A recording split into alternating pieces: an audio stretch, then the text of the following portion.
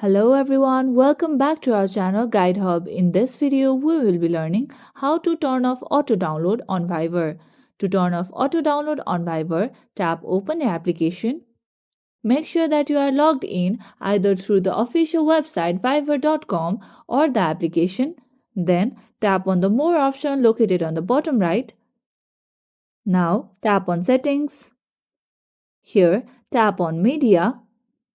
Here you can see various options including enabling save to gallery, Fiverr watermark, auto download media over mobile network, auto download media when connected to Wi-Fi. Users have to deselect auto download media when connected to Wi-Fi.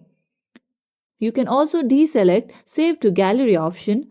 By this, you won't be allowing Fiverr to automatically save media to your gallery. Now, the media such as photos or videos won't be automatically downloaded or saved to your device. And that is how you turn off auto download on Fiverr.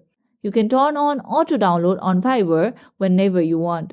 That's it for today's video. Hope you guys find this tutorial helpful.